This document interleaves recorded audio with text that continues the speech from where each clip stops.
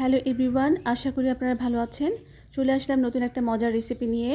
আজকে আমি আপনাদেরকে তৈরি করে দেখাবো মুরগির মাংস দিয়ে পেঁপে আলুর একটা মজার তরকারি। এই রান্নাটা আমি প্রথম করেছি, অনেক মজার হয়। এই জন্য আমি আজকে আপনাদের সাথে রান্নাটা শেয়ার করছি। এখানে আমি একটা মুরগি ভালো মতো কুটে নিয়ে ধুয়ে নিয়েছি এবং পানিটা ভালো করে ঝারিয়ে নিতে হবে। এরপর নর্মাল আমরা যে আলু পেঁপে কুটি সেভাবে কুটে নিলাম।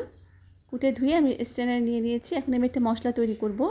এখানে দিয়ে দিলাম ধনিয়ার গুঁড়া, হলুদের গুঁড়া, মরিচের গুঁড়া এবং জিরার গুঁড়া এবং লবণ পরিমাণ মতো করে দেবেন। একটা মুরগির জন্য যতটুকু প্রয়োজন আপনারা সবাই বুঝবেন, রান্না সবাই কম বেশি ভালো করতে পারেন, তো পরিমাণটা সবাই বুঝে দেবেন, মশলা যেটুকু যে যেরকম খায়।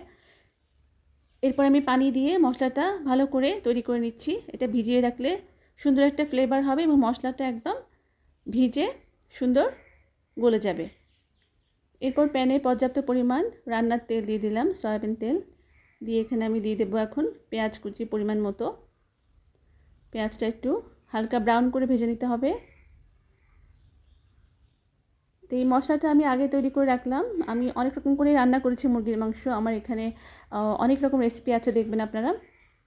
তো আজকে আমি মশলাটা আগে থেকে সেট করে নিয়ে তারপর রান্না করছি। তারপর আদা রসুন পেস্ট দিয়ে একটু ভাজা ভাজা করে নিয়েছি, দেখেছেন। এরপর আমি মশলাটা দিয়ে দিলাম, দিয়ে মশলা সহ ভালো করে তেলের সাথে নেড়ে চেড়ে সুন্দর করে মিশিয়ে নিচ্ছি আর কষিয়ে নিচ্ছি। এখানে আমি আবার একটু লবণ দিয়ে দিলাম। লবণ দিয়ে আমি ভালো করে আবার কষিয়ে নিচ্ছি। মশলাতেও আমি অল্প লবণ দিয়েছিলাম। তো এখন পেয়ালার মধ্যে যতটুকু পানি ছিল, মশলা মাখা পানিটাও আমি দিয়ে দিলাম, দিয়ে ভালো মতো কষিয়ে নিচ্ছি। এরপর আমি দিয়ে দিচ্ছি গরম মশলা, দারচিনি, এলাচি, লং, তেজপাতা। সচরাচর নর্মাল আমরা রান্না ঘরে যেসব মশলাগুলো দিই গরম মশলা, সেগুলি ব্যবহার করবেন। দিয়ে দিলাম, দিয়ে মশলার সাথে ভালো করে এখন কষিয়ে নিলাম। নিয়ে আর মশলা আর বেশি কষাতে হবে না, আমি মুরগির মাংসের সাথে মশলাটা আরও কষাবো। তো মুরগির মাংসগুলো আমি দিয়ে দিলাম, দিয়ে মশলার সাথে এখন কষিয়ে নিচ্ছি সুন্দর করে, ভালো করে কষিয়ে নিতে হবে। আর আপনি মাংস যত কষাবেন মশলার সাথে, তো মাংসের মজাটা তত হবে, স্বাদটাও অনেক বেড়ে যাবে।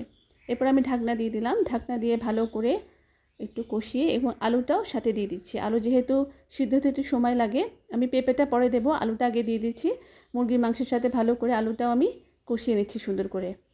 আমি অনেকক্ষণ ধরে কষাই, কষালে তরকারিটা অনেক ভালো হয় খেতে, আর অনেক সুন্দর করে মানে গলে যায় সব কিছু। ভালো করে কষাবেন আর ফ্লেভারটা দারুণ আসে। এই তো আমি সামান্য একটু পানি দিয়েছিলাম, নিচে লেগে যাচ্ছে দেখে। তো আমি ভালো করে আবার নেড়ে চেড়ে কষিয়ে নিচ্ছি, ঢাকনাটা খুলে 5 মিনিট পর পর, যেন লেগে না যায়। ভালো করে নেড়ে দেবেন আর সবসময় গরম পানি ইউজ করবেন। এখন আমি পেঁপেগুলো দিয়ে দিলাম। আমি গরম পানি করে রেখেছিলাম ওভেনে, আগে থেকে করে রেখেছি। তো এখন আমি পেঁপেটা দিয়েই ভালো করে নেড়ে চেড়ে দিচ্ছি। এই তো সবগুলো ভালো করে কষিয়ে নিচ্ছি। পেঁপে দেওয়ার পরে বেশিক্ষণ কষাবার প্রয়োজন হবে না, কারণ পেঁপে এমনিতেও নরম টাইপের একটা সবজি এবং তরকারি খুব তাড়াতাড়ি গলে যায় সব কিছু। ভালো করে নেড়ে চেড়ে দিলাম। আমি এই প্রথমে রান্নাটা করেছি পেঁপে দিয়ে, আসলে অনেক মজার হয়, আপনারা সবাই বাসায় ট্রাই করবেন।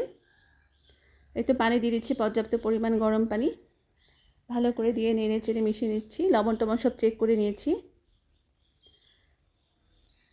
তো এখন দেখুন সুন্দর একটা কালার আসবে। আমি এখন ঢেকে দিলাম, ঢেকে দেওয়ার পরে তো ভালো করে ফুটে উঠেছে। ফুটে ওঠার পরে আমি সবসময় কাঁচামরিচ দিই মুরগির মাংসে, কাঁচামরিচ দিলে সুন্দর ফ্লেভার আসে। কাঁচামরিচটা দিয়ে আবার নেড়ে চেড়ে সুন্দর করে আবার ঢাকনা দিয়ে দেব। ঢাকনা দিয়ে আমি আবার চেক করে নিলাম। তো দারুণ হয়ে গেছে আমার এই মজার রান্নাটা। এই তো হয়ে গেছে।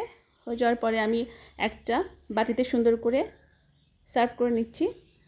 আর কালারটা দেখুন অনেক সুন্দর হয়েছে, আর খেতে দারুণ, সাদা ভাতের সাথে মজা। রেসিপিটা অবশ্যই ট্রাই করবেন, এটা অনেক স্বাস্থ্যকর। তো আশা করি আপনাদের সবার ভালো লাগবে। ভালো লাগলে অবশ্যই কমেন্ট করে জানাবেন এবং শেয়ার করবেন। ভালো থাকবেন, সুস্থ থাকবেন। আল্লাহ হাফেজ।